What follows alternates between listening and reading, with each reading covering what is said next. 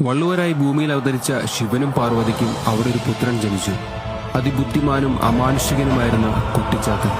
കുട്ടികളില്ലാതിരുന്ന കാളക്കാട്ട് നമ്പൂതിരി സ്വന്തം മകനെ പോലെ ചാത്തനെ വളർത്തി. നമ്പൂതിരി ഇല്ലത്തിന്റെ കീഴ്വഴക്കങ്ങൾക്കെതിരായിരുന്നു ചാത്തന്റെ രീതികൾ. അത് കാളക്കാട്ട് നമ്പൂതിരിയെയും ഗുരുവിനെയും ചൊടിപ്പിച്ചു. തന്നെ ശിക്ഷിച്ച ഗുരുവിനെ ചാത്തൻ വകവരുത്തി. അവന്റെ വളർത്തമ്മയെയും ചാത്തൻ ഉപദ്രവിച്ചു. ഇതിൽ ശുഭിതനായ കാളക്കാട്ട് നമ്പൂതിരി ചാത്തനെ വകവരുത്തുവാൻ തീരുമാനിച്ചു.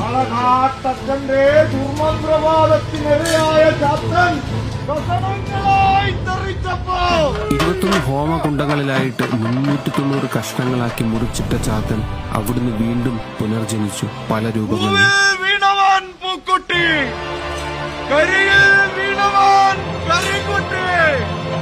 പറന്നു പോയവൻ പറക്കുട്ടി